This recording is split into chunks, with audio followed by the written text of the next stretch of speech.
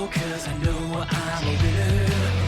Knock me down, I'll just get up again. You've met your match, yeah, I'm no beginner.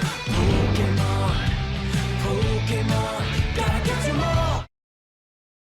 Hello guys, this is FortDefender and welcome back to yet another Pokemon video. Today I want to go over something. Now that Scarlet and Violet have been out for about a year, I want to go over Tera raids. And I feel like as many things as Dynamax raids did right, Tera raids have a little bit of problems. So I made this list here of going over some things that I think Tera raids could improve with doing or maybe adjusting. And, I mean, first of all, the timer, that's one way to go. I feel like the timer is very glitchy, very messed up. If they made it like a turn-based thing, like you get 7 turns to beat this, and they changed how many turns you had based on what type of boss it was. If it's really easy, it's like you have 20 turns to beat this. If it's a really hard boss, you have 5 turns to figure out your strategy to beat it. I feel like that can make things a little bit better. That way you're not rushing as much and just creating all these problems. Also, when the Tera effect goes, it messes up the camera, it messes up the timer, it creates all sorts of problems as well. So either removing Tera from Tera raids, which is one option, or having a method that would kind of pause or slow down the timer, and you could visibly see that. I don't know if it does currently. I mean, you have no way of knowing. So maybe some way to make it clear. Another way would be also making it very clear on how much time, if they keep the timer, you're going to lose if somebody faints. Maybe have a little red highlight section of this is how much time you'll lose if somebody faints again, so people actually pay attention to the fact that they're about to faint and try to heal instead of being like, oh, it's fine, when everybody would just lose if they got knocked out. So I feel like that could be helpful if it had a little highlight section of how much you'll lose per next faint. Also, before starting the raids, I feel like you could fix a huge problem by having a message that says, this Pokemon is this Tera type, are you sure you would like to use this Pokemon? And having like a check verify message, because a lot of people go, oh, I know what Pokemon that is, and they don't know what Pokemon it is, and they don't pay attention to the Tera type.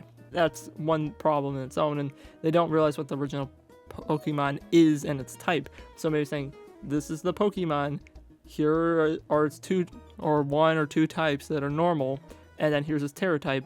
That way people can plan their teams better. I feel like that would help a lot. Also, I feel like they need to reduce the difficulties on most of the raids, because before, you could probably beat any raid in Sword and Shield using a normal team. Now, you must have perfect EVs, perfect Pokemon, level 100 to beat the hardest of raids. I feel like that's a little intense. Even some 6 raids are pretty hard.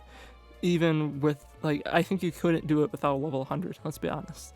So, I feel like they need to reduce the difficulty just a little bit. Remember, not everybody playing this game is very experienced at Pokemon, let alone this game is meant for kids. So I don't really understand the thought process there. Also, they need to put level caps on tier 7 and maybe even 6 raids where your Pokemon have to be level 100. They have to be. Because there's people that will come in there with Pokemon that aren't, and it creates big problems for the people that are actually trying to beat the tier 7 raids, because you have to have perfect coordination if you're going to be beating these raids. So you can't have things like this wasting your time.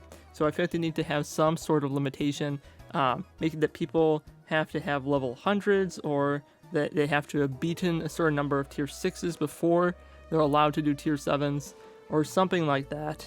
There needs to be some lock or limit to kind of weed things out a little bit. And also a really nice thing would be to have it a little button before the raid starts that would recommend the best Pokemon to use in your box. I know this would be a little bit more difficult to create, but I feel like it could help so much. Like, I feel like it could help a lot. And, I mean, another thing, if they wanted to, is having the little blurred out Pokemon or blacked out Pokemon. We really don't need that.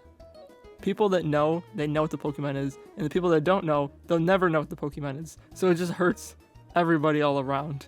So I feel like just get rid of that. And these are just some of my suggestions to fix Tera raids. They need a little bit of help. They do, I will admit. So maybe these are some good ideas. Guys, let me know in the comments what you think about my ideas or what you would change or add to Tera raids to make them better. Hope you guys enjoyed this video, and if you did, make sure to hit that like and subscribe button, and I'll see ya in the next one.